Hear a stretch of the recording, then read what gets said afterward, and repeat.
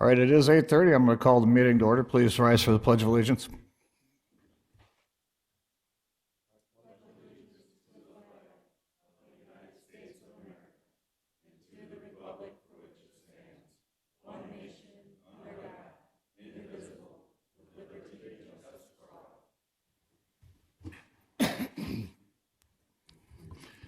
Thank you. Item 3 is an invitation for a citizen to schedule time on the commission agenda for an item not listed.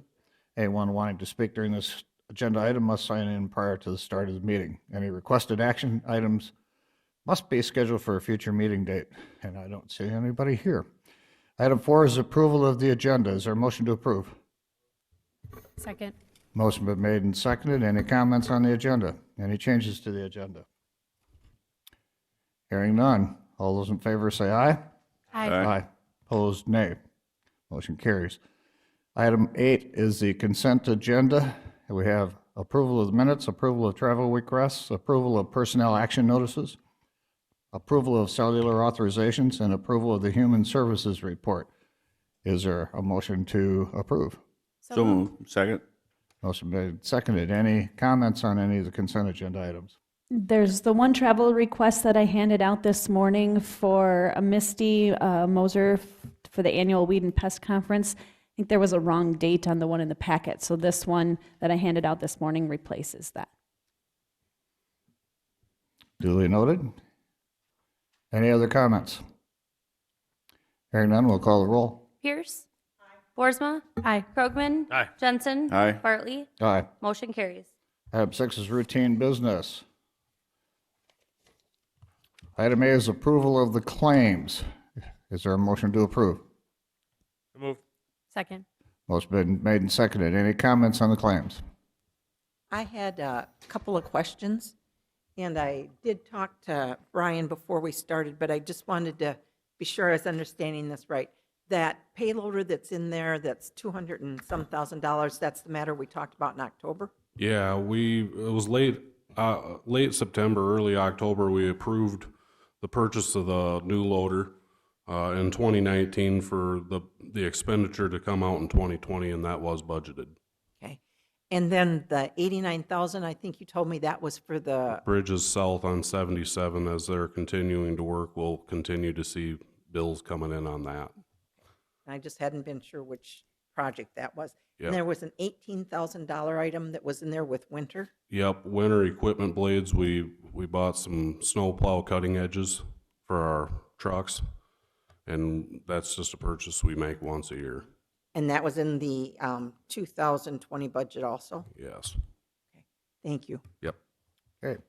Any other questions on claims or the February Department of Revenue report or the health reimbursement report? Any comments? Hearing none, we'll call the roll. Boersma. Aye. Krogman. Aye. Jensen. Aye. Pierce. Aye. Bartley. Aye. Motion carries. Item B is department head reports, and we're going to start with Brian, so we'll have you come back up, Brian. Pretty short and sweet today. February 10th, met with DOT officials, City of Brookings officials, in reviewing the proposals that they got for the 20th Street overpass. I don't believe any decisions were made at that point in time, other than the fact of we had a lot of questions that were not answered, so the review process continues on that. And then would like to remind everybody that on February 25th at 11 a.m. we have our bids for annual supplies and materials be opened up downstairs. Any questions? Commissioner Pierce. Eventually, we're going to be looking at some contractual matters with the city on the 20th Street overpass. And when I was reviewing documents, is there a spot where, as we go that stretch that goes east and west, where does the roadway stop being 20th Street South and start being 214th? Do you know the answer to that? I believe it's right at 34th, or is it farther, Larry? One more mile east. 1 more mile east. It's 1 mile east of 34th. Okay, It's based upon a joint jurisdiction, and as long as it's within the joint jurisdiction, it remains 20th Street. okay. Then it switches over once it comes out of the joint jurisdiction to 214th. Ma'am. Everybody knew the answer to that but me. Thank you. No, you do. So does everyone else. This is good. All right. Any other questions? Hearing none. Thank you very much. Marty, I'm going to call you up next for the Sheriff's Department report.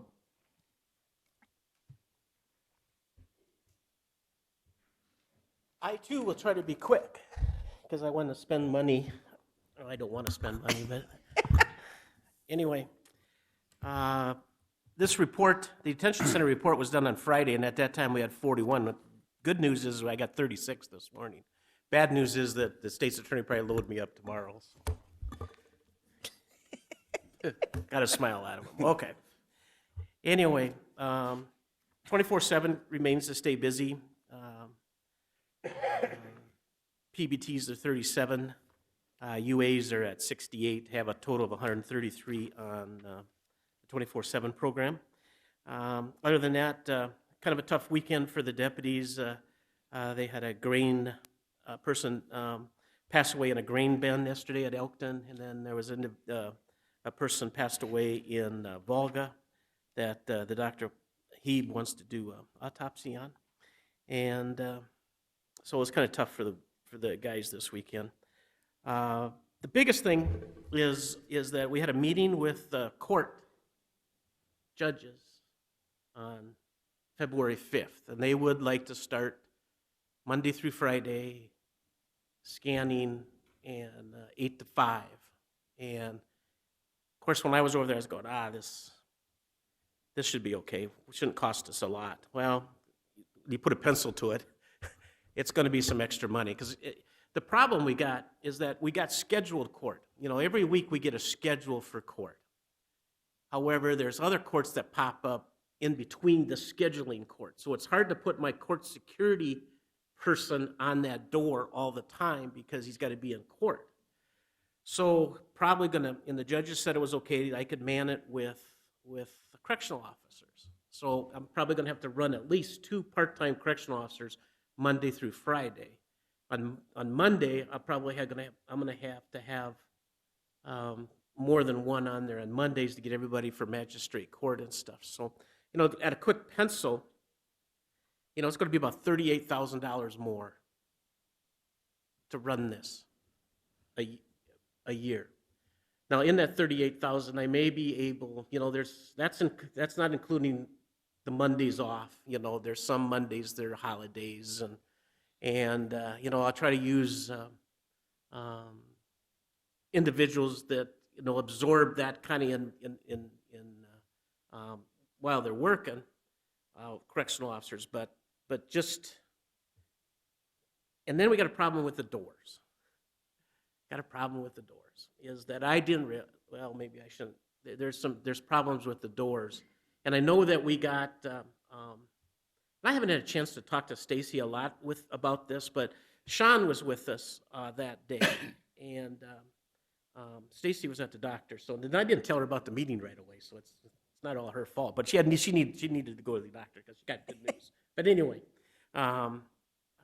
so Sean filled you in a little bit, you know, and I guess there's money set aside to do the doors anyway. But on the east door, it doesn't have a fob. It doesn't have a control on the outside, and so we need to put one on that one because, you know, to do this right, we're gonna have to lock all the doors. The east door. I think, Marty, what we want to do here is, if it involves security, we'll have a executive session to discuss the options that we need to do there. I don't think we want to do that publicly since we've established that we'll do security in executive session. So I appreciate the report, but I'll go with that. caution you. Yeah, I go with that. Okay, thank you. Good move. Anyway, around $40,000. You know, I'm 38 to 40 to run this. We are going to go to Connington County and look at theirs and see how they got theirs set up. They've locked all the doors and except one. They have an employee door and so forth. So, but anyway, any comments about the money? Because, you know, it's not in my budget, But again, I don't know how much I can absorb with my budget, the salaries, because there'll be additional hours for part-time to run that. I think, Marty, what we probably need from you is some sort of a report on not only the personnel, but the other things you might want to address as far as the security process and what it costs for equipment, so to speak, and modifications. We can get you to get us a complete report on that as soon as possible, then we can take that and look at a budget adjustment or some other way to cover that. Sounds good. Are there any security grant programs that are available anymore, or are those all gone? Well, no, there's still the courthouse security. As far as the equipment, I think I'm okay there. Because I did have a courthouse security grant, so I updated some hand scanners. We still got the scanner downstairs it's old, but it's in the world of miles, it's probably got less than a mile on it. I mean, but it's functional. I think we've been looking at it and trying to get it, make sure that it's working and stuff, so. And then I got, the judges want to use ITV more, so part of that grant goes for to update our ITV at the sheriff's office, because the other one is out. It's still functional, but it's out of, there's no software updates for it or anything like that, so when it breaks down, it's done. So that's taken care of, so. Next year, there'll be another grant, but not for staffing. Equipment, but not staffing. So.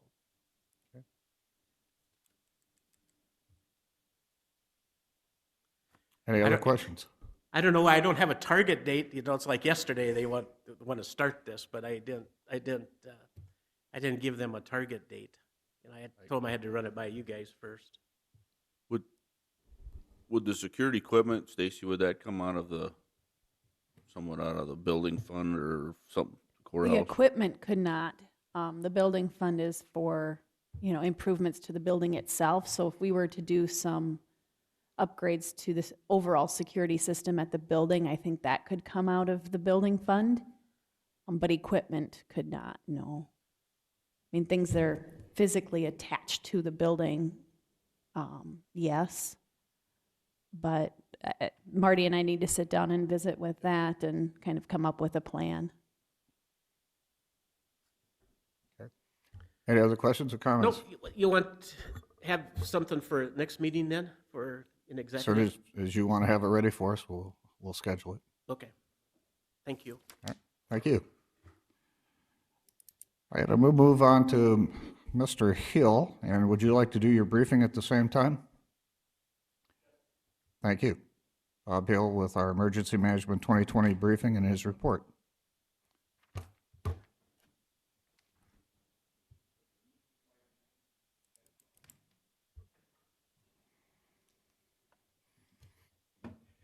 The briefing's called an elected officials briefing, so I'm passing around the roster. I wrote your names down. All you have to do is initial that you was present.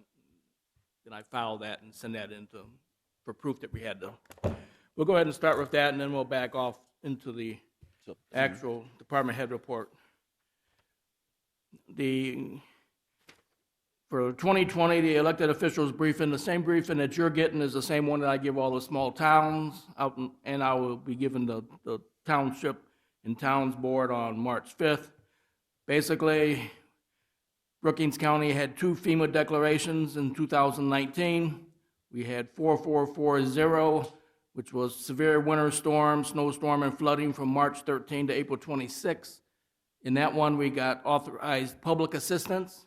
FEMA came on board, and they're still on board, authorizing monies to the townships. And this board actually voted to go ahead and provide some additional money to the townships while they're waiting some of the FEMA money.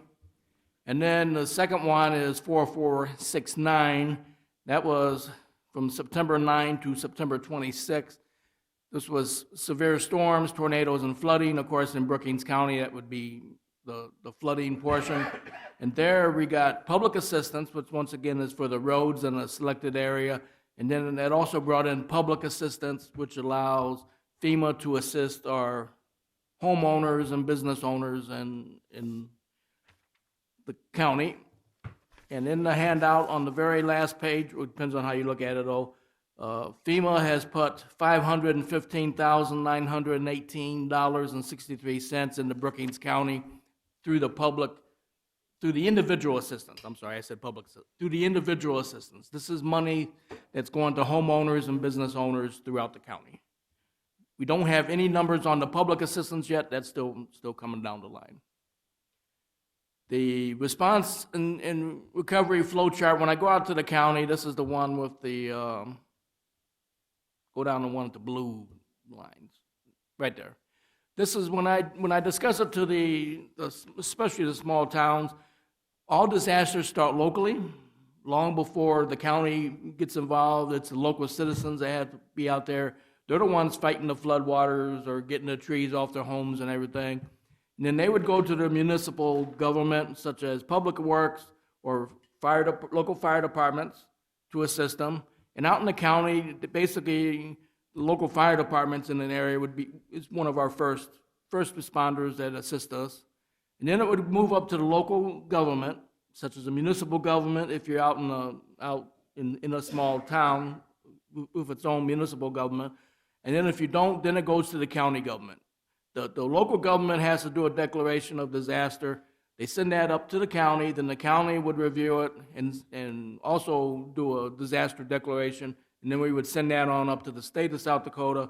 And if it's a large storm, such as the two that we got declarations for, they compile all those numbers. They send it to the President of the United States, the governor does, and he makes the determination if we're going to get federal assistance or not. But obviously that doesn't stop our 90% of disasters are local, and we take care of it, and we send our people out and provide what assistance we can. So that's the actual breakdown of the declaration process and assistance. And of course, as I'm talking to the local governments, I explain to them that, if you need a bucket loader, contact our office. We're find a bucket loader somewhere in the county if one's available, and they'll provide mutual assistance to you, and vice versa. We may very well call upon you to send one of your bucket loaders over to help another community if needed. Because in the beginning stages, before we can bring in state support, we have to utilize all of our local assets, and then we can bring in the state assets. Basic emergency management overview. You got South Dakota codified laws. They've been in existence. They've been updated within the last 5 years, but those are the ones that allow the authorities for my office to provide assistance to, and the county commission to appoint me to provide assistance to citizens. Homeland Security Interface. This is where the Office of Emergency Management, or my department, works with law enforcement, local law enforcement, whether it's our sheriff or local police departments throughout the county, act as an interface. Local Emergency Planning Committee. I got some bad news today, or yesterday when I was in the office, on our Local Emergency Planning Committee. We've got one member of our Local Emergency Planning Committee that has been here since day one. He was one of the founding members nationwide of Local Emergency Planning Committees. That's Bob McGrath. And he is officially resigned from our Local Emergency Planning Committee, and so that's you talk about continuity. He had the continuity from day one. When Brookings County actually was one of the first Superfund sites in the United States, when we had a big fire over at a chemical plant, it used to be called Gary Health Chemicals, many years ago, back in the 80s. And that's where the LEPC even was formed from, was incidents such as that. And then the other one, of course, Local Emergency Planning Committee, that's local businesses, local first responders, medical authorities, governmental authorities. I've got 10 different categories of people that form the LEPC. Any chairperson of this board has been a member of the LEPC, and I presume have attended one of the meetings in the past, maybe not all of them, but I tried to get you there to at least one of the meetings so you know who's on the LEPC when you're chairperson.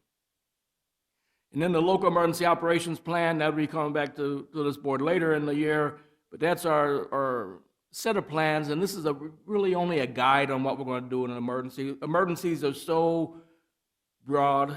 You got man-made disasters, you got natural disasters. the local emergency operations plan is our general guidelines on how we're going to provide support and to several different instances. And that gets reviewed once a year, gets looked at by this board on my recommendation once a year, and then we utilize it throughout the county. The NIMS, National Incident Management System, why is it important? Because you don't get one federal dollar if you don't say that you fully support the NIMS system. That's the nut. In a nutshell, that's why it's important. It's actually important because fire services started using it in the 1980s. It allows control. One fire, or let's say fire captain can control seven people under him, and then it breaks down. It's actually a command and control system that has been used not only by the fire service now, but when we have a joint operation, we exercise with the NIMS system quite heavily with the ICS. You know it as the incident command system, and some of you have had training in it, others have not. We do probably need to set up some more incident command training for the board in the future. And then our pod/PPCC, points of dispensing. If this coronado virus or whatever you call it, the thing coming out of the Asia, if that becomes a true pandemic, and it's hovering right now to be close to a pandemic, if they was to get a shot to prevent widespread contamination with that particular virus, then they would send out what's known as a points of dispensing message. The federal government would provide Brookings County pod, points of dispensing, with 50,000 doses of shots, and that would probably be flown into Sioux Falls, South Dakota on a government plane, sent up with some sort of security, and we've got 2 places in Brookings set up. One would be the Swiftel Center, or it could be the high school, depending upon which one was available at the time to meet our needs. And we could give up to 50,000 shots. You know, they say a 48-hour period. Realistically, probably about a 4-day period. But procedures are in place. We exercise them. We work hand in hand with the Pandemic Planning Coordinating Committee. That's Louise Cool. She comes by every now and then and gives you guys yearly updates on that. But the two work hand in hand, and it's the same people on both committees. But we are ready. If the government says we need to start dispensing those shots, we're ready. We'll hit the ground running and have no fear, we will. But we do have a coverage area: Brookings County, Kingsbury County, Moody County, and just like Lake Hendricks, just the border of Minnesota we expect would come over and get shots from us. Then, of course, every larger town's got their own system. Watertown would be the next one up. Sioux Falls would be the next one to the south of us. I don't know where Lake County probably would end up in one of the western counties. Points of contact, of course, that I give everyone is my cell number, my email number, my deputy's cell number, email number, and then our office number for my office manager. Since her cell phone is not paid for by me, I do not give out her cell number. And then, of course, our website. And that's our elected officials briefing for emergency management. And then at the same time, if you go to the census page, is that page? Yep, right there. I've been passing this one out, and I explained to everyone the importance of the census in 2020, that, you know, every now and then I'll get a city councilman saying, well, we've never gotten a grant from the federal government. Why should I care who counts in my small town? And I asked them, I said, have you ever gotten a grant for like your sewer system? Any money you get in South Dakota comes from the state government, is funneled from the federal government to the state government down to us. So if you're getting money from any government organization, it's coming from the feds one way or the other. And that money is typically allocated by how many people do you have in your community. So that's why it's important. Of course, there is 6 different bullet points there. And some of the main number 4 is probably the most important one that I push when I'm out there now, because that got a lot of negative feedback when they first put it out. And that was, well, who's going to get my information? There are people in the world today that don't trust anybody. And if you don't trust the government, that's fine. This is America. You can decide who to trust and who not to. If you don't want the federal government to knock on your door, I would recommend if you get that census letter in the mail, you fill out anything it asks you, put it back in the mail or call in the phone number, and no one will knock on your door. If you take that letter and you shred it, or you tear it up and throw it in a trash can, or you put it on fire, I can assure you that there will be a federal employee knock on your door to see how many people is inside your residence. So, and that's how I've been selling it this time. Maybe that's a little hard-edged, but you got to get the message out, and that's what I've been doing. Any questions on my emergency management briefing? Any questions? Actually, I do have a question. Commissioner Pierce. How many years service does Bob McGrath have then? Well, I want to say LAPC started in, I don't have the sheet in front of me. I want to say 1986.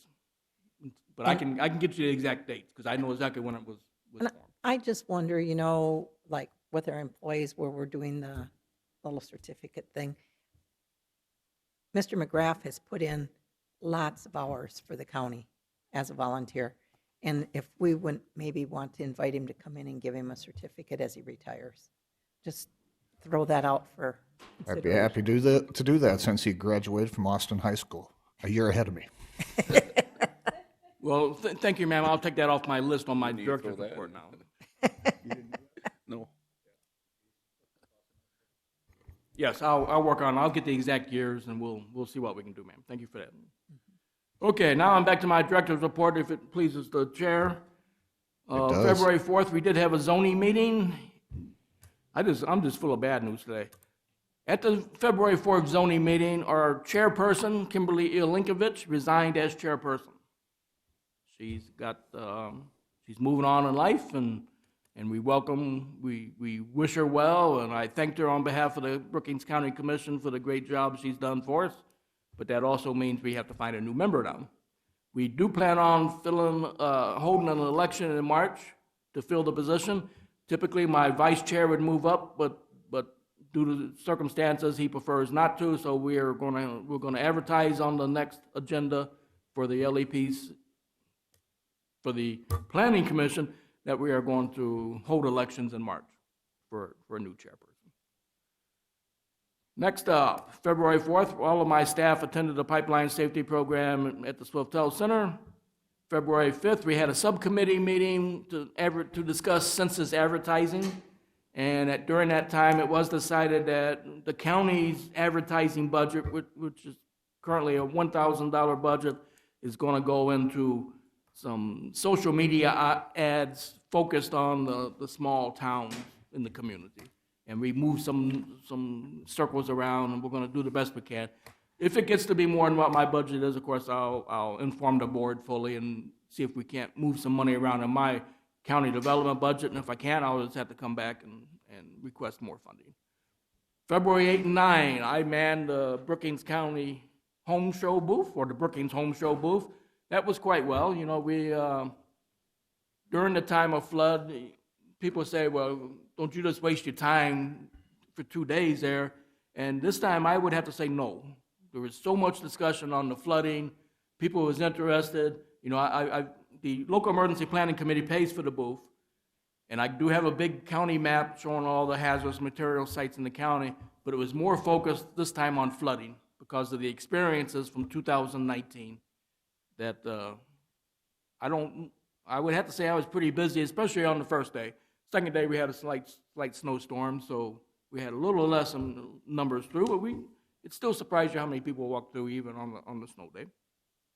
February 10th, I attended the Aurora City Council meeting, gave my emergency management briefing. February 11th, I attended the Bruce City Council meeting, did the same. February 11th, I attended the Optimist Club's Breakfast Youth in Government. February 12th, we had a blizzard warning go out. We actually used iPaws for the second time. I've used it twice now this year.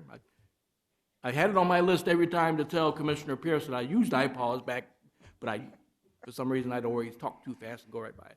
We have used iPaws twice this year. The first time I had a phone, I won't say what phone company it is, but it wouldn't come through my phone, and I'm sitting there on the computer doing it. So I went and got me a new phone, new company. I went through this First Net deal, which is emergency management related. And I got it Soon as they plug that new phone up, here comes all my messages. iPause does work. It does get the message out. And it's technology like anything else, you know, but we got good feedback from it from the first time we used it. And of course, by now, the biggest feedback I'm getting is whenever it goes off, people drop their phone because it scares the living doo-doo out of them. And yes, that's an official word. Look it up in the Webster's Dictionary. Okay. Have you got a lot more, Bob? We do have a 9 o'clock scheduled. I can get you back up here. Yeah, I'll be better. Okay. Sorry about that. I talked too long. All right. At 9 o'clock, we have a scheduled agenda item. It's a second reading and public hearing on ordinance number 2020-01, an ordinance authorizing rezoning of the south 150 feet of the east 165 feet of Lot 1 Krogman First Edition in the southeast quarter, section of southeast 1/4, section 16, Township 110 North, Range 50 West. That's in Brookings Township, from a joint jurisdiction R1B to a joint jurisdiction B3. This is the second reading, and you have the ordinance in front of you.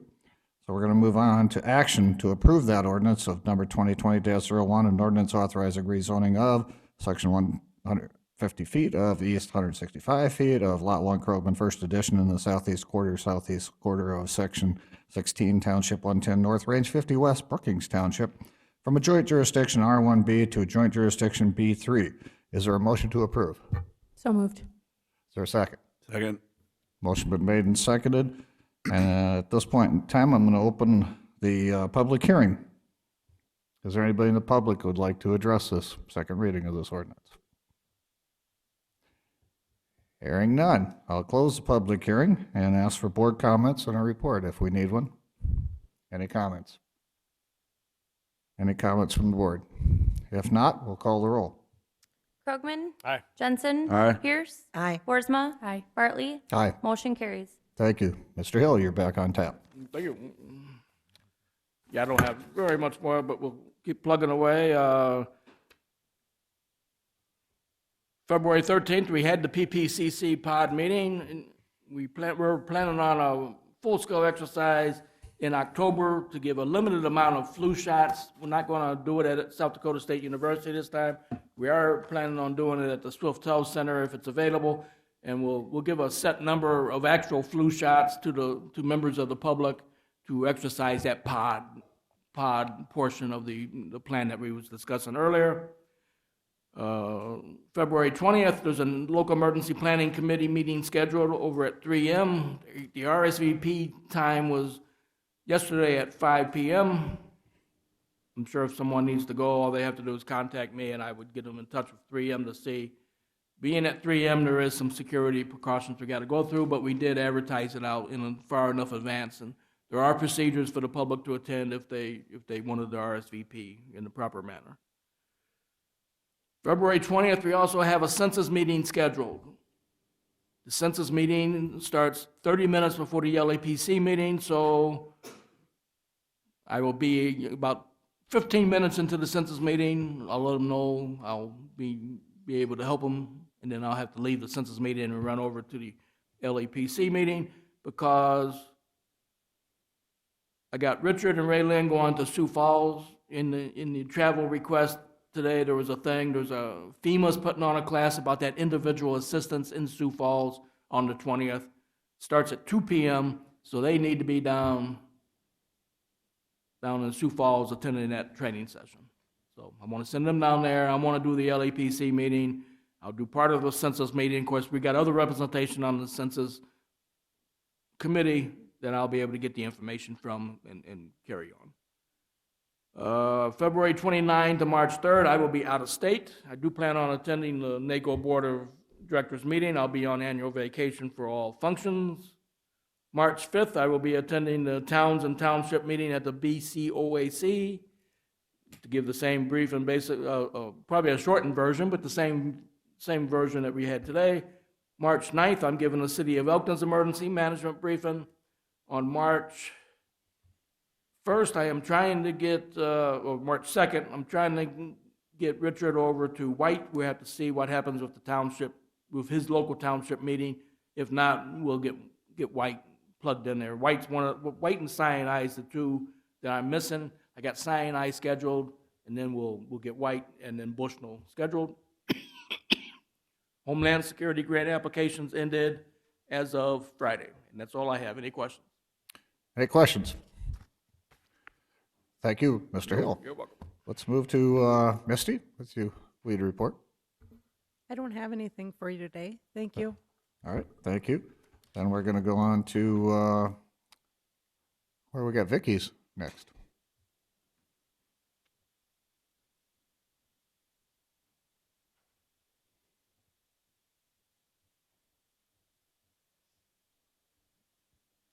Good morning. Morning. To give you an update, they are done with the audit. Yay. They've been here off and on since like October, September. They just hadn't been able to stay, and this year we had mostly just one person instead of three, so it's been a long time. And they will do their report in March or when it gets approved by legislative audit, so then you'll get to find out how everything went. And we have 4 properties that I am researching, and we're going to start proceedings to take tax deed to these properties. We are working on the annual report that is due in Pier by March 1st. And also the new e-poll books, they've started programming those. And Kristen and I are going to a government class up at SDSU on the 26th of February, just to kind of go over what our office does, and also elections that they want to know something about too. So we'll be going up to that for their class. And then you received in your packet the finance officer's report.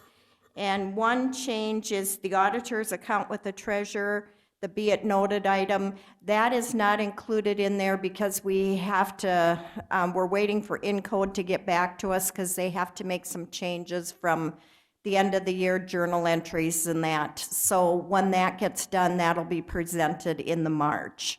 So everything else is there, but that one is not done yet. So we will be bringing that at a different time. And for the, we have quarterly highway transfers and emergency management transfers. And for the highway transfers, the amount of $750,000, it's transferred from general fund to the highway and bridge refund fund. And also emergency management is $21,250, and that is from the general fund to the emergency management fund. And the other be it noted items are the payroll and additives totals, the highway expenditure report, and the register of deeds statement of fees. And with the general fund surplus analysis, we're at 20.36%, which is pretty much on schedule with what it's been in the past years. So, any questions that anybody has? Any questions? Commissioner Pierce. On the on the fund balance sheet, now that we've got all the transfers made, the $500,000 that we have in the administration, the assigned fund balance dash administration line, I can't remember what that's for. Okay.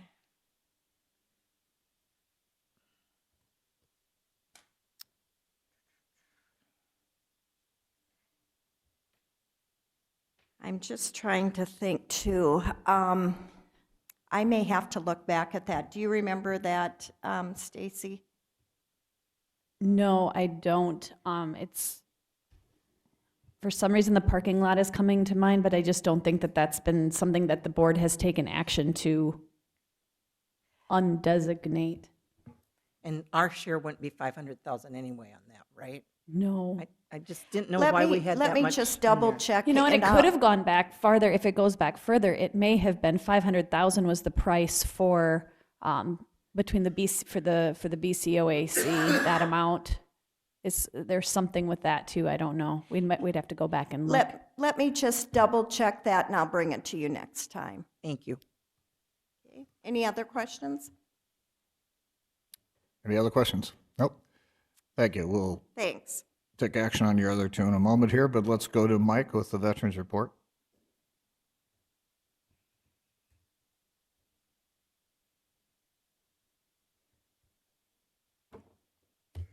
Good morning. I'll be real brief. A couple things that are coming up. We are having another emergency housing meeting. That'll be next Monday. Salvation Army is meeting today at noon. And the other thing is that they did come and see me about the Prairie Doctor, and they were doing a special on PTSD and stuff. And so they did ask my office about what we do for veterans with PTSD or different mental illness. That's all I got. All right. Thank you very much. Any questions? Mike, just a quick Yes. clarification. The housing meeting is not next Monday, it's the 9th. Oh, It I'd be got by moved- myself, It I got guess. moved about a week ago, so Okay. just for clarification. I looked on my calendar and I still had it down on the other date. So that goes to the 9th? Any other questions? Thank you, Probably Mike. have both of them blocked out. Jacob is here, so he must have a report. Equalization.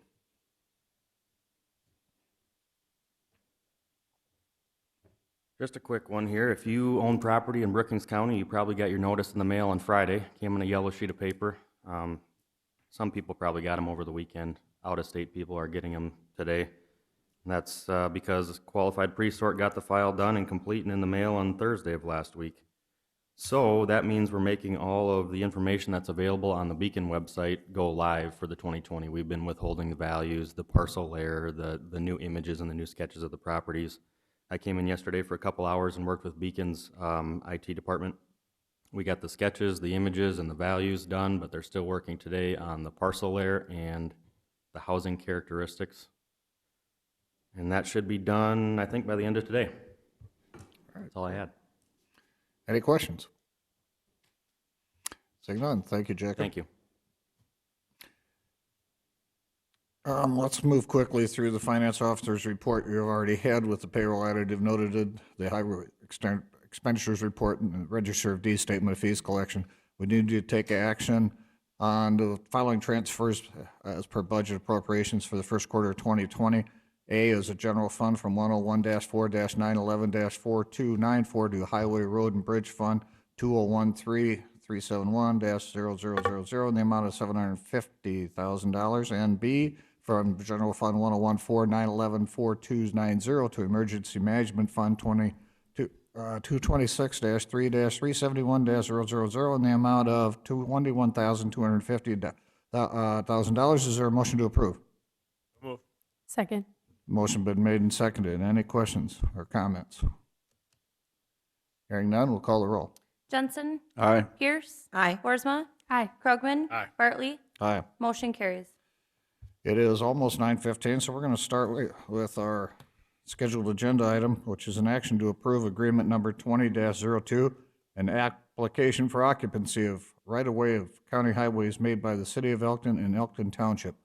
SPN and Associates will be in attendance. Is there a motion to approve? So moved. Is there a second? Second. Motion been made and seconded. Comments? Do we have a presentation? Please come on up and identify yourself for us, please. Jeff McCormick with SPN. We're working with the city of Elkton to replace their sanitary sewer system and outdated water lines throughout the project, and that includes Cornell, which is 486th Avenue, which is County Road. The sanitary sewer currently runs down the middle of the road. We will dig the road up, replace the sanitary sewer, and replace it back to pre-existing conditions or better. So right now we're planning a detour around on the truck traffic around on the county highway into Moody County, which would go into Ward, and then around that area. And then local traffic will be detoured over to Elk Street within Elkton. Project dates? We hope to be bidding here within the next month, and then once we know exactly when the contractor plans to do his schedule and where we're at, it's overall the project within the city of Elkton, it's a 2-year project, so we'll see where that portion of it falls. We would like to see that part happen sooner because it is some of the deeper lines and some of the areas that they've had more extensive water problems this last year than previously. So, Okay. Any and I will question? communicate those with Brian once we know. He'll be invited to the pre-construction meeting and all of those type of things so that he is fully aware of what's going on with the project. Okay. Brian, do you have additional comments? You can come up to the microphone if you would, so everybody That can was hear. my biggest concern, was where the detour routes are gonna be. Just, I know we've had issues over there, and then we addressed a few of those this year with the city of Elkton, approving a couple of bores under the road to alleviate some of their water issues over there. And I believe that's to kind of remedy everything, so we don't have to have the pumps right on the street where we had them this year. Okay. The length of the project is to start at the railroad and go. No, it starts at First to fourth. first, basically. yeah, So it's 3 blocks. Is that truck traffic, is that back on county roads then too, or is that on any township roads? no, it's all on the county roads, developed roads. Okay. Any other questions for either Brian or SPN Associates? Hearing none. Any comments or questions from the council? You have some more comments? I would keep you guys updated as their projects move forward, and if we needed to bring them back in, they'd come back in and answer any questions once we get a little closer to timelines. I guess I got one question. Go ahead. I'm not sure if this worries about us here or just more the project as a whole. When they're putting in, are they putting in enough for expansion, for construction of homes, for expansion of the community? I mean, is this planning out for multiple years? Right. So the first phase, this is a multi-phase project to replace pretty much the entire infrastructure within the city that hasn't happened in the last few decades. We did consider some areas as future development and how we would handle those as far as the sizing of the water mains and the sizing of the sanitary sewer. City the size of Elkton, we're pretty far from getting to any maximum capacity of what minimum pipe sizes are. So that's not an overly concerned, but yes, we did look at some areas as far as future development goes. Any other comments or questions? I know, Brian, you're probably considering the township roads, as far as the county roads, how far that's out of the way and people taking shortcuts with township roads? That'll be something that we'll have to address and work together on, along with the township. Because I know when, like, we have bridge projects that we've been working with townships in order to at least keep one road to where it's satisfactorily maintained, maybe not all of them within the township, but just so the locals know that if they're gonna drive around, there's at least one the county's helping out with. All right, any other questions or comments? I just, in considering when a road design, make sure that capable of holding the heavy trucks coming in from the south there. I mean, that's the only concern.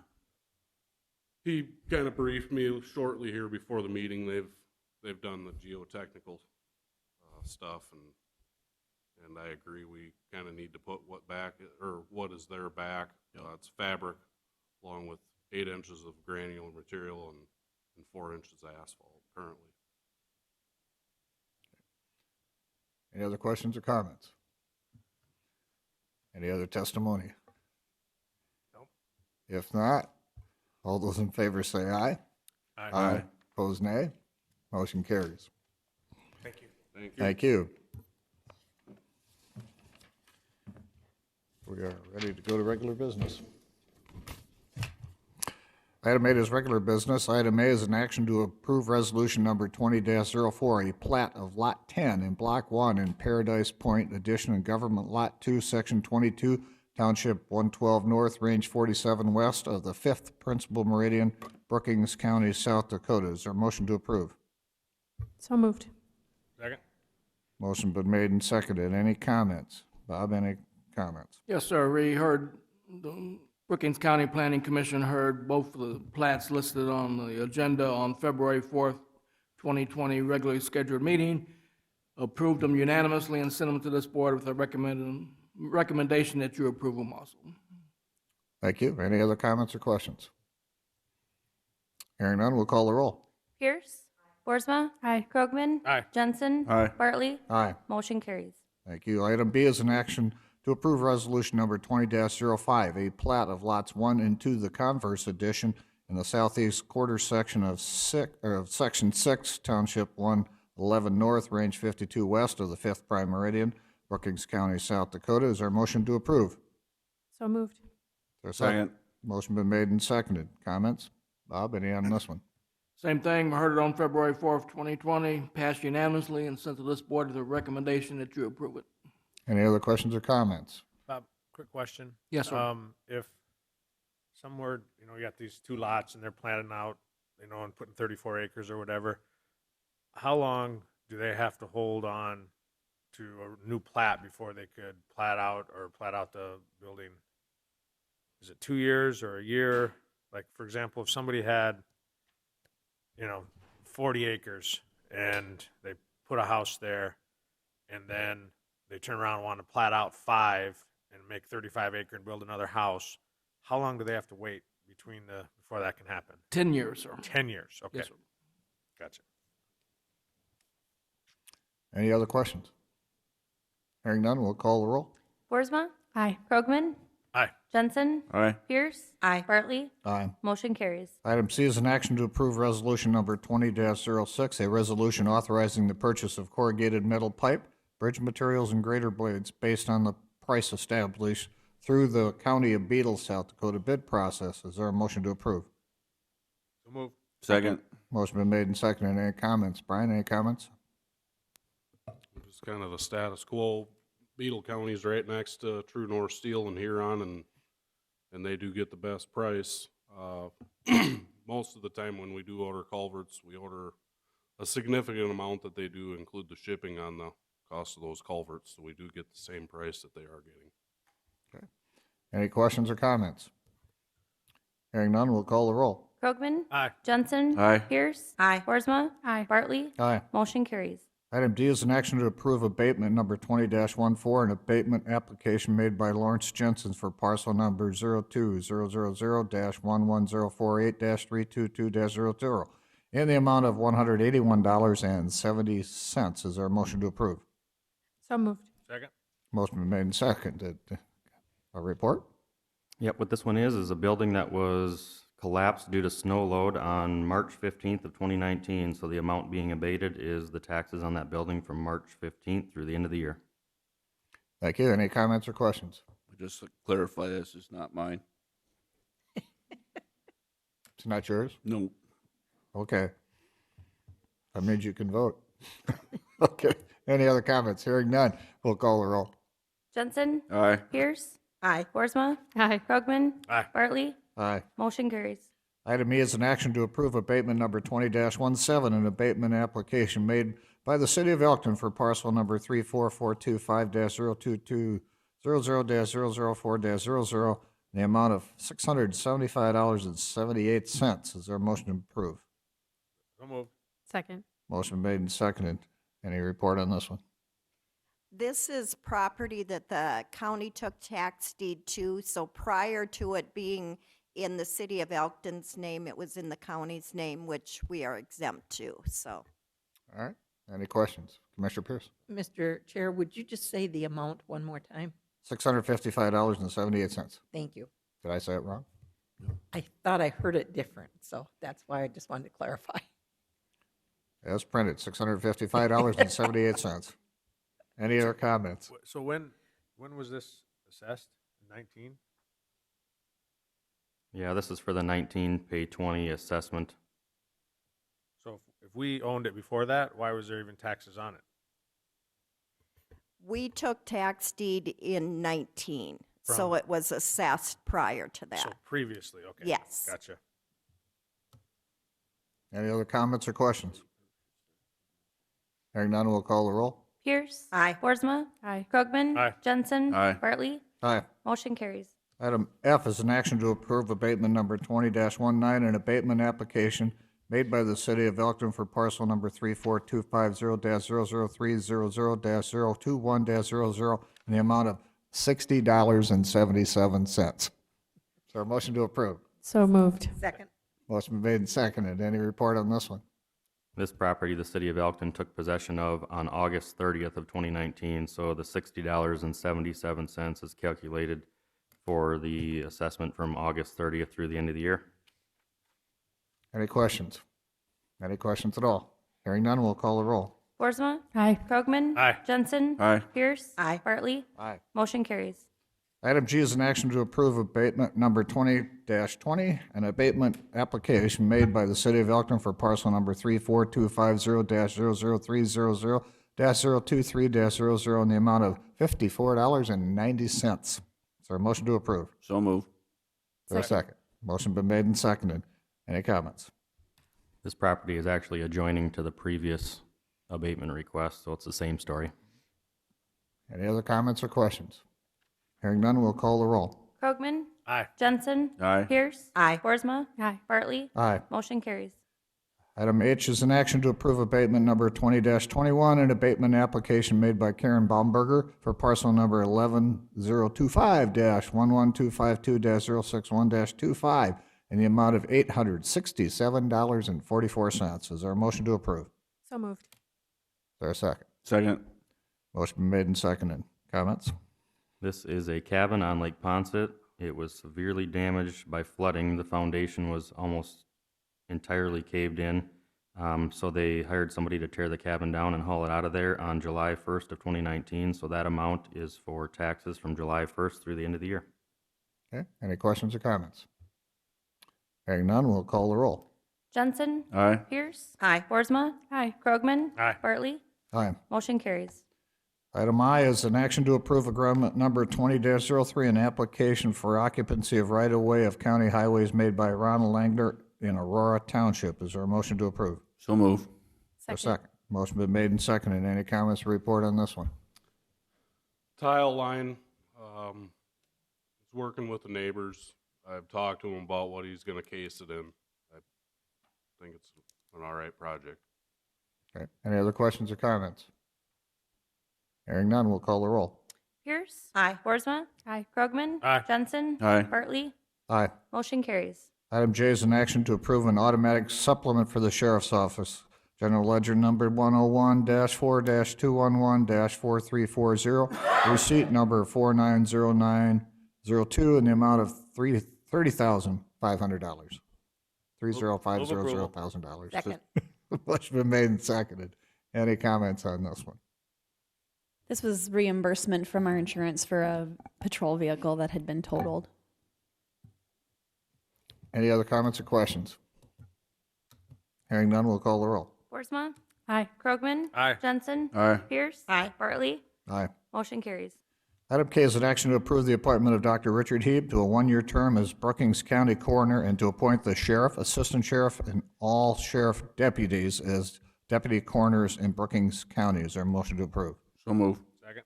Motion been made and seconded. Any questions or comments? So we do this appointment as part of our routine appointments at the first meeting of the year. I think in order to clarify that, because the coroner is an elected position, I think moving forward, we're going to pull this one out and do it as a separate appointment to make that clear. And I'd always had the sheriff and the deputies as assistant coroners, but I had not had the assistant sheriff listed before, so I'm going to do that. So you'll see this at the first meeting of the year, kind of as part of the routine, the appointments that we do, but I wanted to get this on the agenda so it's clarified for this year. Any Just other one comment comments? that all of us have had the 2-day training required by law. So in the absence of the coroner, any of my staff can sign the death certificate or sign for the cremation or anything like that. So. Okay. Any other questions or comments? Hearing none, all those in favor say aye. Aye. Opposed, nay. Motion carries. Item L is an action to approve a request to fill vacancy for a truck driver in the Weed and Pest and Highway Departments. Is there a motion to approve? So moved. Second. Motion been made and seconded. Any comments? This is due to an internal promotion within the highway department. So then this is that position. Then to fill that, this is a split position between highway and the weed department. Any other questions or comments? Hearing none, all those in favor say aye. Aye. Opposed, nay. Motion carries. Item M is an action to approve a request to fill vacancy for a part-time weed enforcement / biocontrol officer in the weed and pest department. Is there a motion to approve? So moved. Second. Motion been made and seconded. Any comments? This position has been open for a couple of years. Misty's been handling the tasks of this position, but she would like to try to fill it again this year if possible. Any questions or comments? Hearing none, all those in favor say aye. Aye. Opposed, nay. Motion carries.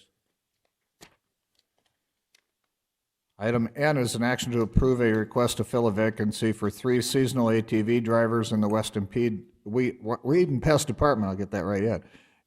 Is there a motion to approve? So moved. Second. Motion been made and seconded. Any comments? Missy, you want to talk about your vacancy for 3 seasonal ATV drivers?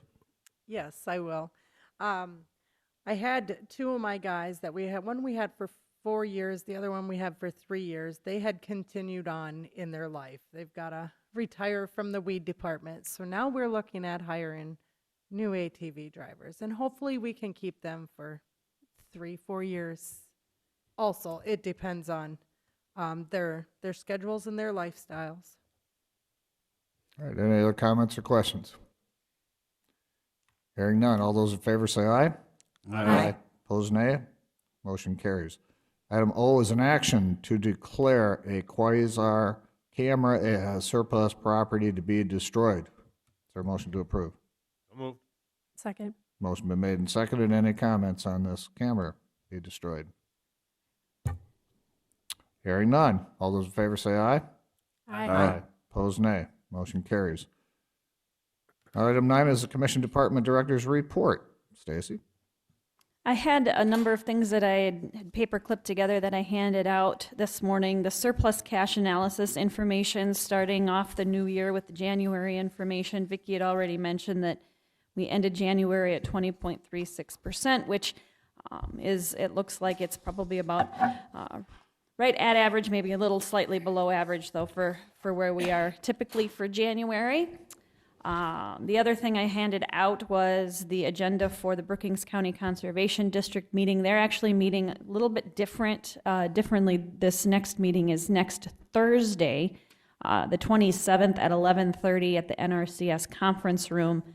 I think they typically meet Wednesdays at 1:15, so that's a little bit different on the 27th at 11:30. And then Bob had sent out the spring flood outlook from the National Weather Service, and I gave you all copies of that information this morning. And then the only other thing I have are just some upcoming dates. And our visitors have now joined us, so we're going to be probably introducing them here shortly and then meeting them with them again this afternoon. Legislative forums coming up the next couple of weekends here in this room. The Towns and Townships meeting on March 5th starts at 10 o'clock out at the BCOAC. Spring workshop, I know I still have not seen an agenda for that. I know there's 3 of you that plan to attend. Commissioners Bartley, Jensen, and Pierce, I believe, will plan to attend that. And as soon as I see an agenda, we'll get some more specifics on exact days and what's needed there. Just to know, it's a little ways out yet, but March 19th is the Chamber's annual meeting. And as I get information, I will get that out to you, but that you can put that date on your calendar if you're planning to attend. And then there's Storm Spotter training on March 24th. That's all I have, unless you have any questions for me. Thank you. We'll do the State's Attorney's Office report next. Nothing to add. That's a short report. Mr. Burns, would you please come up to the microphone and introduce our guests?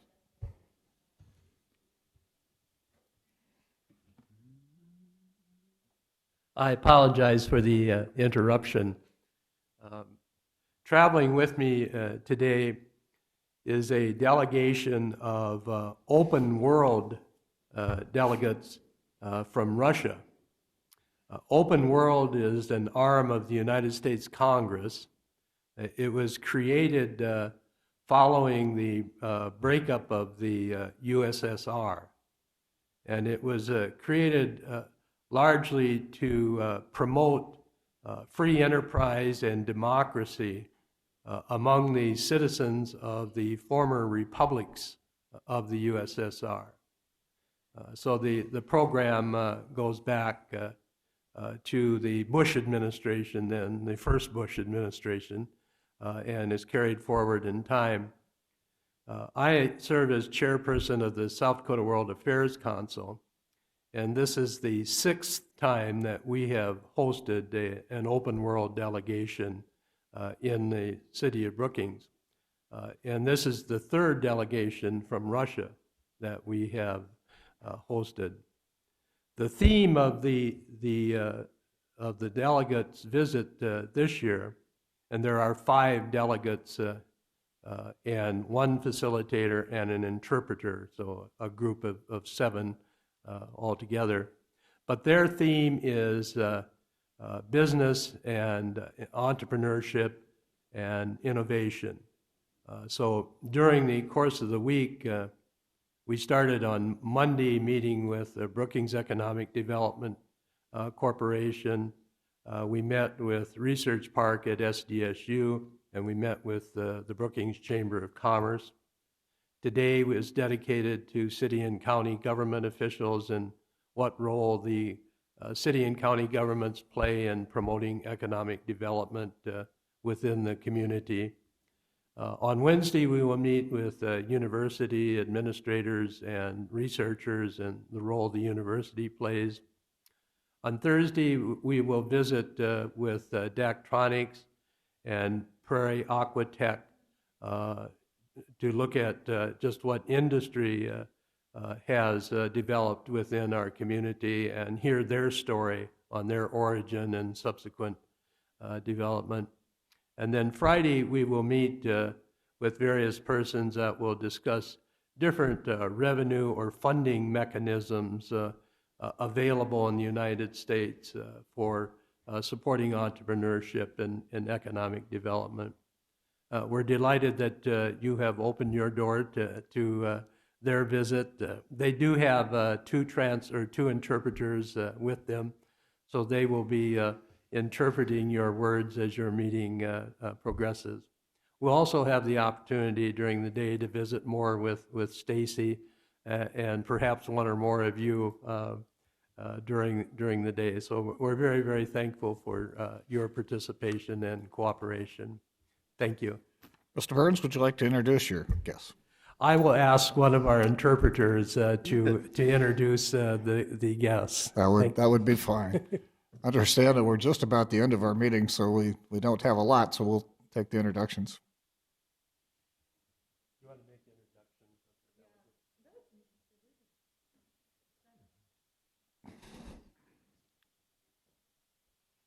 introductions? Hello, my name is Tatiana. I'm from Moscow, and I'm the facilitator for the group. And I've been with Open World since 2004. I believe that this program is amazing, and it's very important, especially now, because our countries are not in the best position, and we really want to build the bridge of friendship between our countries. And this is the little that we can do. So thank you for having us here, and I would like to introduce the group. Actually, they will introduce themselves, and the translator will translate to you. Thank you for having us. Thank you.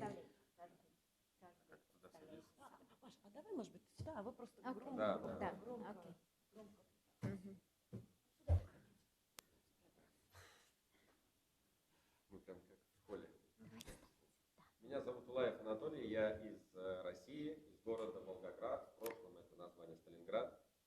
My name is Anatoly Tulaev. And I come from Russia, from the city of Volgograd. You might have heard the name Stalingrad from World War II history. That's the former name of my city. Я руководитель производственной компании в сфере металлоконструкций. I am the chief executive and the founder of a metal construction company. И также наша компания занимается производством, точнее, изобретательством в сфере инноваций, инновационных технологий. We're also doing all kinds of, we're into innovation. We are into inventing all kinds of new technological solutions. That's it.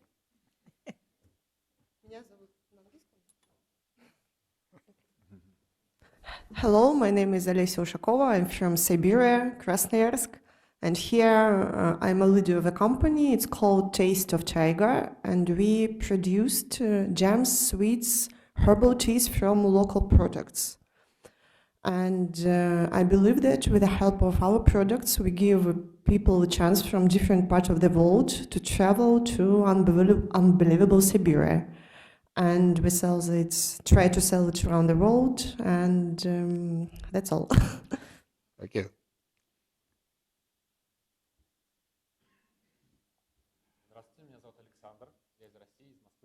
My name is Alexander. I come from Russia, from Moscow. I am representing e-commerce in Russia. I own an online store.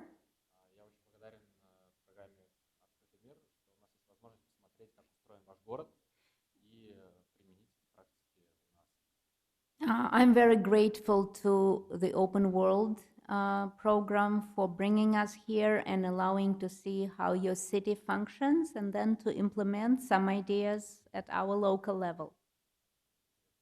That's it.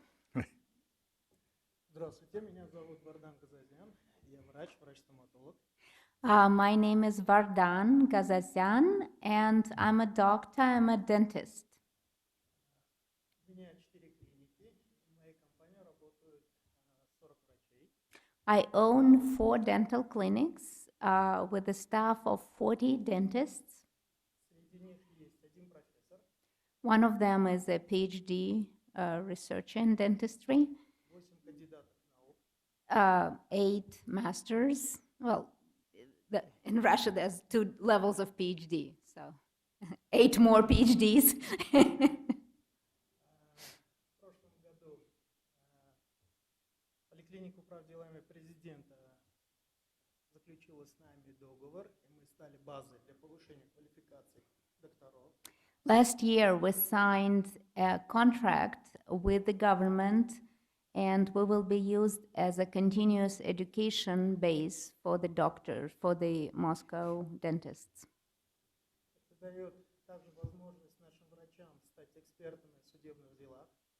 And this contract will also give power, we will be considered experts when giving testimony in trials on dentistry, when dentistry issues arise. Вчера был в гостях наших коллег здесь, в Брукингсе. Yesterday I was actually visiting my colleagues here, my counterparts here in Brookings. У нас много общего. And we found a lot of common areas and common challenges. Мы делаем жизнь людей более счастливой. We think we're making people's lives happier through good dentistry. Thank you. Thank you. All right. Thank you. Just, I think it'd be important for us to let you know what we do, just so you'll have to interpret that for us, I guess. But Bob, if that's all right, as chairman of the county commission, I'm in starting my 4th year, and we'll have to run for re-election again. I don't know how you want to reinterpret that, but. Okay.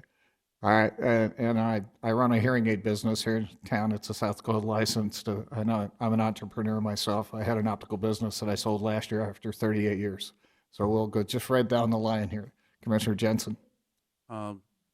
Commissioner Larry Jensen, starting my 6th year with the county commission.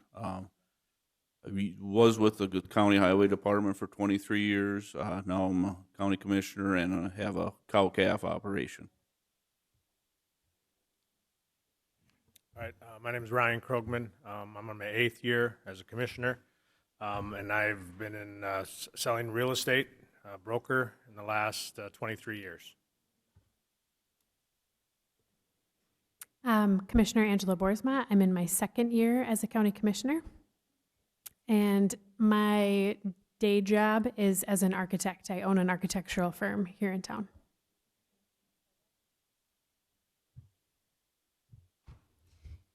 My name is Leanne Pierce. I'm in my 6th year as a county commissioner.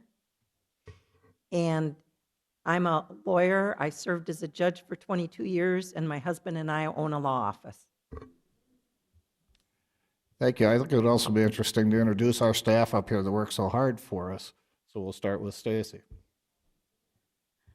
I'm Stacy Stephenson. I'm the Commission Department Director, so I get to oversee the commissioners. As you heard, they have jobs, full-time jobs outside of being a county commissioner. So I'm their person in the office Monday through Friday, 8 to 5, but then I also oversee human resources, IT, GIS, Geographical Information Systems, and buildings, grounds, and maintenance all kind of fall under my umbrella. I've been with the county for 17 years. And Dan? Yeah, good morning. I'm Dan Nelson. I'm the state's attorney. So my primary role within the county is I am the chief law enforcement officer, and so I am the prosecutor for all criminal proceedings that occur within the county. And Jenna? I'm in my 2nd year. After Dim. Okay. Jenna, go ahead and introduce yourself. Hello, I'm Jenna Bird. I work down in the 1st floor. I work in the finance office. I take all of the minutes for the commission meetings so they can look back and see and remember what they said. But there are other meetings as well that I take minutes for. I also do a variety of different things for the county.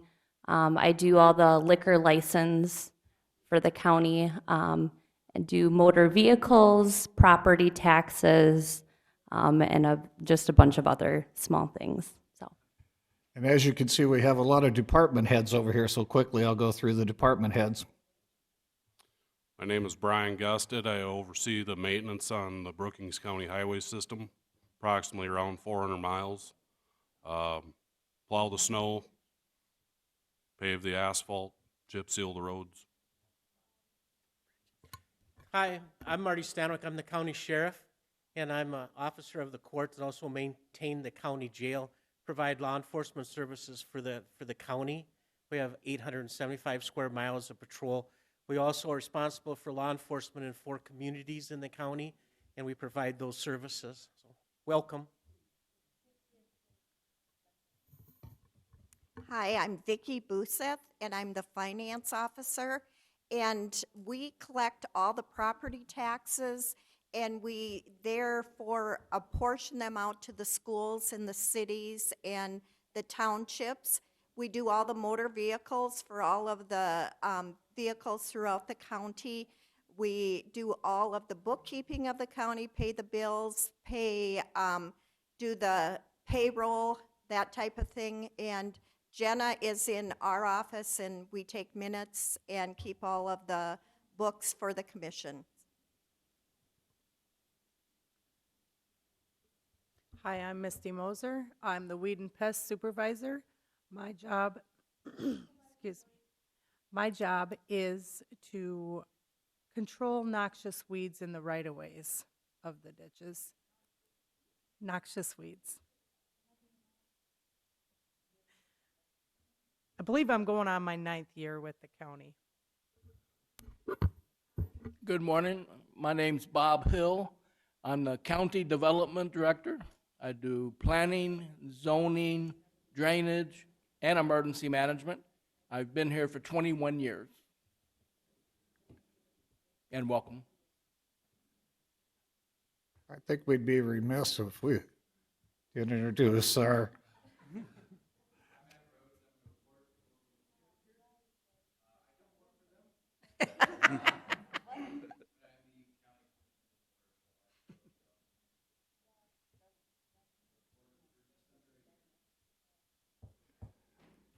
And we appreciate his participation. It keeps us all, our open government open. Any other comments from any of the commissioners? We thank you very much for coming. I guess I'll be with you again this afternoon. And Bob, thank you very much for bringing him in. We just have a very short part of the agenda left here. It's commissioner reports and discussion items. And correspondence received has already been done. So we'll go for our commissioner reports. We'll start with Commissioner Pierce. First of all, I'd like to talk about Senate Bill 157. That's the bill that's pending out in Pier regarding conditional use permits. And there has been a lot of email back and forth. The governor's looking at the bill again. BEDC was asked whether they would support or not support that. And there was a lot of conversation about it on the call-in last Wednesday. In my opinion, the issue with special exceptions versus conditional use permits probably is not a problem for us, in that what that bill does is allow counties to make a decision in their ordinance whether they're going to use special exceptions or conditional use permits. I think we already have that right under the law, but because counties can decide on their own, I don't see that necessarily as a problem in that bill. What I do see as a problem in the bill is there's a definition of who an aggrieved person is that's allowed to file objections in conditional use or special exception cases. And I understand that the purpose of that definition, and this is a new section in there, is to eliminate people from out of state influencing the legislation that's going on in the counties regarding the issuance of permits. But the wording of who is an aggrieved person virtually eliminates everybody. You know, the people that would be entitled to come in and complain, whether it's a conditional use or a special exception, is really narrowed down. And the definitions, I think, might result in more litigation rather than less litigation.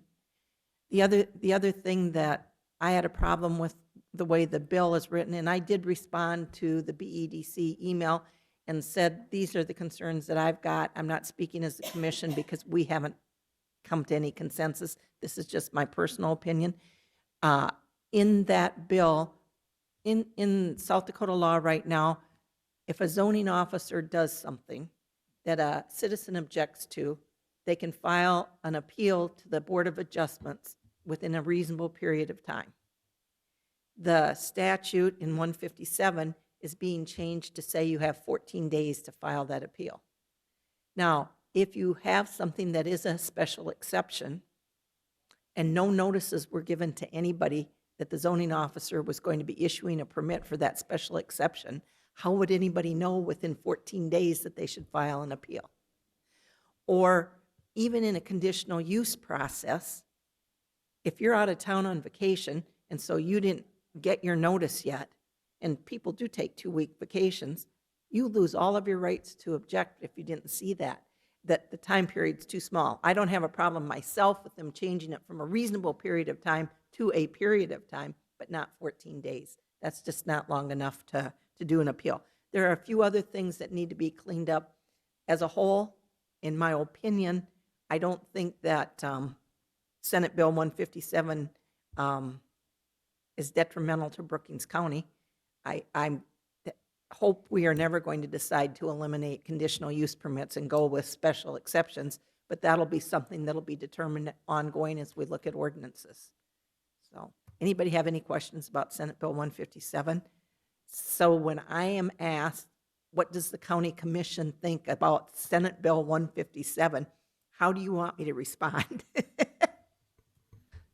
And Bob, if you want to chime in on any of that, feel free. Well, the hearing on it is tomorrow at 9 a.m. I had not planned on going because it's a hot potato topic for planners right now. So it's best that I think it's best we just stay out of the discussion and let them duke it out and peer, and then we'll, whatever the state law is, obviously we'll have to conform to it, but it's just, there's too many questions, as Judge Pierce mentioned, in my opinion. I want to be able to read the revised version because I know there's been some there's been some amendments to it in the last week or two. I read the one that was with LRC again yesterday, and I did have a extensive conversation with our lobbyist, Matt Krogman, and talked about some of these issues that I have concerns about, and I'm trying to be careful not to speak for everybody when we haven't arrived at a conclusion on the bill. And he did ask us where we were at on it, and so, because he would like some direction also on how to move forward, and so, or at least some input where we're at on it. And so, he's being asked to support it and see where we're at, so we need to probably let him know if we want to support it or not. So, Do we want to make that support as individuals rather than as a full commission? Well, I wonder if we wouldn't be willing to say, we support the concept, but think that the bill needs some cleanup yet. That would be my recommendation to you all. I have no problem with the overriding issue that you see on the media about it, which is the special exception versus the conditional use, since that is something each county will decide for itself. But some of the other stuff in there went a little too far in the opposite direction, and maybe that pendulum needs moved back a little bit toward the middle. The entire purpose of the bill is economic development for counties. The entire purpose of the bill is to eliminate people's opportunity to object to conditional use activities taking place in their neighborhood. I think the governor's premise was that it's an economic development tool for counties that is probably not in place properly at this point in time. So I don't have a problem supporting the idea and the concept of the bill. It's just I don't think it's defined well enough yet for us to go and make a blanket statement. We support it in its current form. We don't know what that'll be until after tomorrow's hearing. I kind of agree where you're at, that if we turned around and said, we agree with the concept, but if it gets too narrow that it doesn't do its intended cause, then, we need to see that. But I think we do need to kind of come up with a list of the things that you just talked about to make sure that our lobbyists, if they're going to do testimony, right, say, we're overall in agreement with this, except for these things we feel are too stringent or need to be addressed, for it. And that gives them a chance to address those items for us. Yep. So I'm okay with kind of what you're doing on it. I'm same way. I just don't want to lose local control. I mean. Okay, I think you're fine. Okay, That's your, all right. I'll keep responding to questions, and I'll send out another email then. Okay. Okay. And then on February 4th, I attended the joint jurisdiction meeting between the city and the county. And the main topic of conversation ended up being centered over, and we were talking about the aquifer protection area. And the ordinance would not allow, the new joint jurisdiction ordinance would not allow any new structures to be built over the aquifer. I don't think our current ordinance allows that either, but I'm not sure. Bob can address that if need be. But there was some real concern. We have, I think, approximately 33 structures that are in the aquifer protection area right now. Not all of those are homes, but some of them are homes.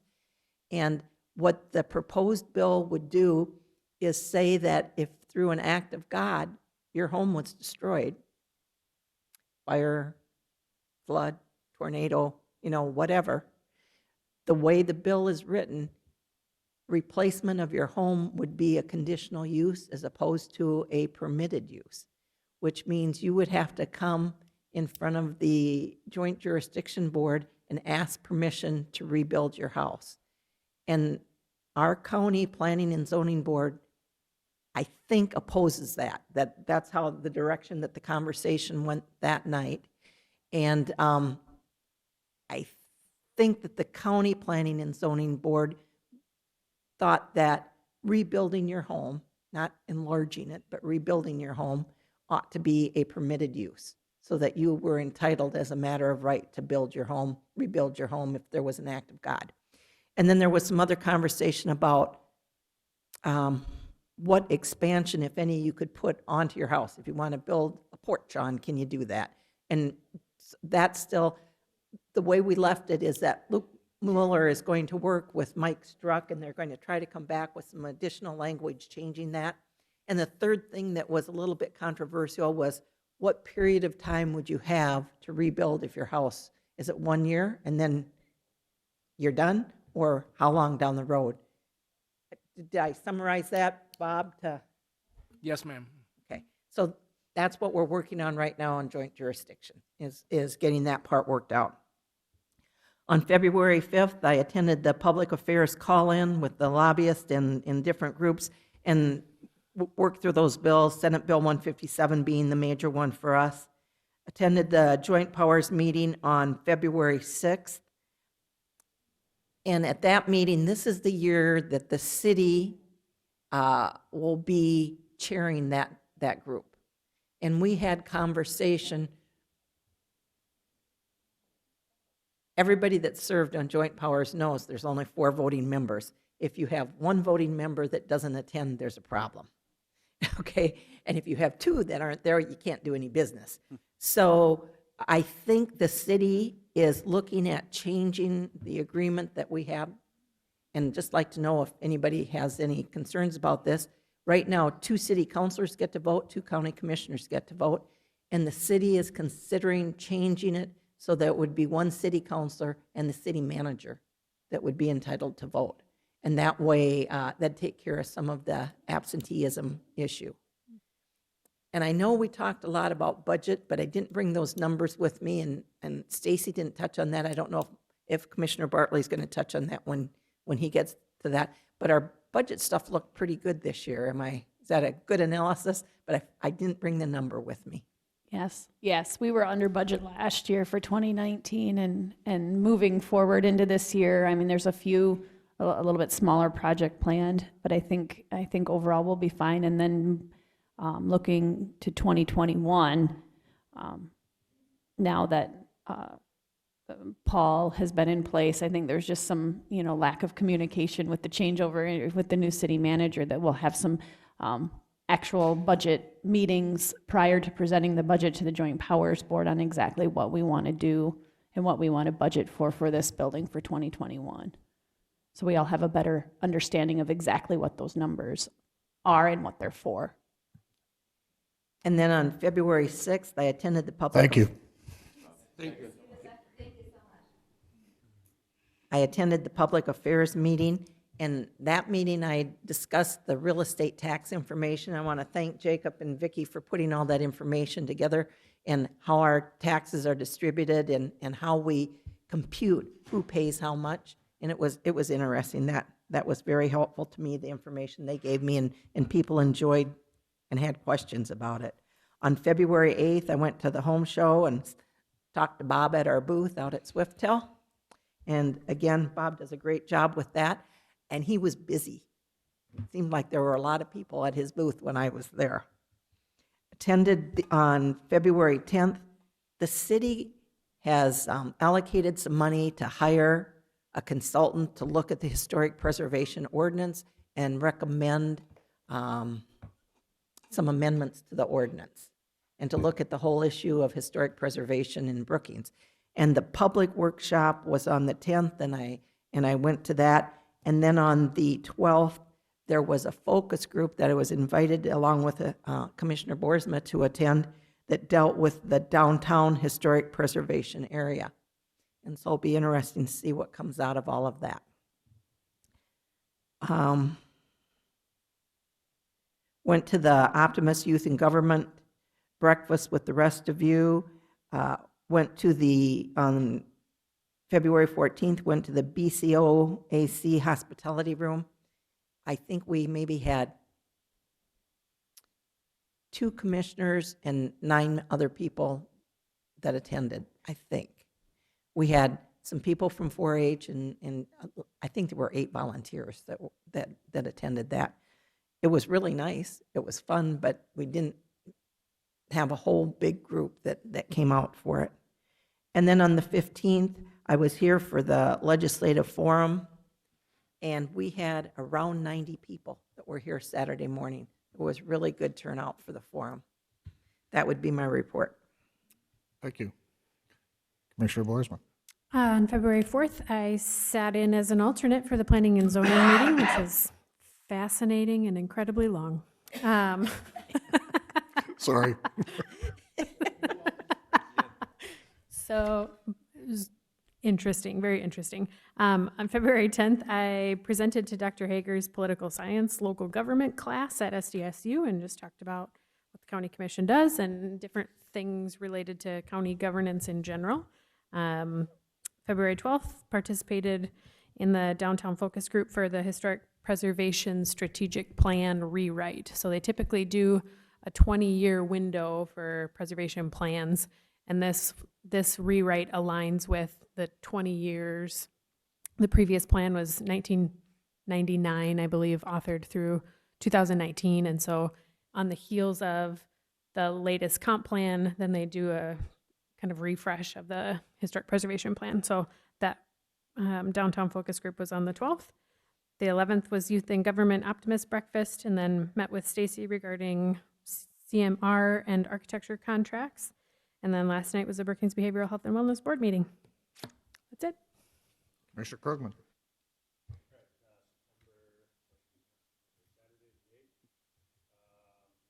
Oh, thank you. We stopped by Bob's booth there, and I was surprised the booth is full of information.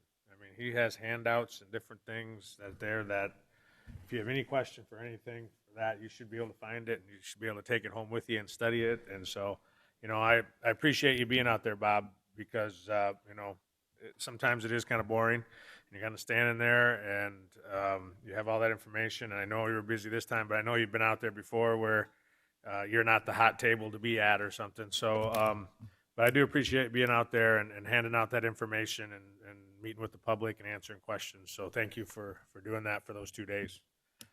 And then Tuesday, I had a meeting with Vicki on the 11th, and then on the 12th, I attended the Leader Roundtable, and we talked about housing, affordability of housing, and what number of lots that are available and the prices of those lots, and had good discussion of surrounding communities and their role in affordable housing, and what is possibly on the horizon for those there too. And so a little bit of my question to the Elkton community was, for that reason, is it's very difficult for affordable housing to be built in Brookings, and again, I kind of look at affordable housing something under 200,000, and the communities of Volga and Aurora have really kind of handled that for the last few years, and my concern is over the next few years that if that dwindles, that we're going to be in a real crunch for affordability of new construction and housing availability. So that was some of the discussion we had at the Leader Roundtable, and we'll see, like I said, how we go from there. The 14th, stopped by the hospitality room there along with Commissioner Pierce, and kind of a light showing. I think it's a good idea. I think it was kind of a neat idea, but it wasn't as attended as much as I was hoping it would be. And maybe we can, if we do it again, maybe we can get the word out a little bit better and stuff too, and fill that room up. So, but otherwise, I think that's all I have. Commissioner Jensen. On the 4th, I attended the zoning meeting also. It was quite lengthy and an emotional meeting. Kind of dealt with some issues within my neighborhood, and I attended it, and it was pretty interesting. On the 8th, I did stop and talk to Bob. I hate to say it, but I asked Bob that at his booth, I said, how much snow are we going to get tonight? And he got a ruler out, and he was right. Too much. But on the 10th, Brian and I attended the 20th Street overpass, some proposals. Members from the state DOT from Pier were there, Watertown, the city of Brookings, and we were there. There's a lot of questions to be answered yet. We're negotiating with the proposals that the people submitted. So we'll have another meeting coming up probably a couple weeks here. On the 11th, attend the Optimist Breakfast for the Youth and Government Day. And that is it. Thank you. February 5th, we had a call for discussion on the Brookings Detention Center expansion contracts and timelines and frames. On the 6th, the Joint Powers Board that Commissioner Pierce had gone over, and part of that discussion was, do we authorize a substitute person to come if somebody can't make it, much like Angie covered us for the Joint Jurisdiction and the Planning Commission. That might be something, if they're going to rewrite it and have Paul Berzino have a vote, that we change it so that we could at least have two commissioners at every meeting if someone can't make it. I think it's probably appropriate. It's only like 4 meetings a year. That's about it. So it's not a lot, but it's important that we have 2 people there. And this year, I think you're the chairman, aren't you? Leah. Oh, it's city this year. Okay. All right. We got that covered. All right. On the 11th, I also attended the Optimist Breakfast, and it was a big attendance from students this year. I was really appreciative that they worked hard to get the kids there, and I didn't participate in the rest of the tour, but I'm sure it was well attended. 13th was the PPC CDD that Bob had talked about, and their pod program. We talked a little bit about the coronavirus and what we might have to do or may not have to do. We'll see how it goes. Understandably, the flu is more of a bigger concern for us right now, creating more deaths in our country than coronavirus, but I think we've acted well on the national level there. 14th, I attended the Pause for Wine for the Humane Society. They had a good turnout, so I didn't make the basketball game and the row, but it was a good turnout for Pause for Wine, and I think they raised some serious money to help their program with the Humane Society, which we do support. In the future, on Saturday, I have to moderate the legislative forum for both District 7 and 4 this time is invited, so it'll be herding cats up here. We'll have a whole bunch of people, and I think the format, I was told, will be an hour and a half instead of an hour, so as we can get through a few of the questions. So we'll see how that goes on Saturday. Obviously, there are some bills that are coming up this week that we'll want to have discussions on Saturday about. So if you have questions and you'd like to get them to me or to Kelsey at the chamber, we'll have those questions hopefully answered. We won't get through a lot of them with that many people talking, but we'll see how it goes. And that would be my report. Mr. Chair, can I say one thing about the forum? Yeah. I just wanted to thank the sheriff. Last year, we had that one incident where we needed security, and the sheriff was there personally on Saturday to provide security for the forum. Thank you. I assume that will happen this Saturday? Thank you. Hopefully that won't be necessary. All right. We have some documents that have already been presented to in the correspondence. Item 12 is our executive session in accordance with South Dakota codified law. What? You have some more questions? Anyway, 1-25-2 parentheses 1 parentheses 4 parentheses 6. Personnel and contract negotiations and security. Is there a motion to approve? So moved. Second. All those in favor say aye. Aye. Aye. We'll move into executive session. If we could just take a 5-6 minute break, that would be appreciated.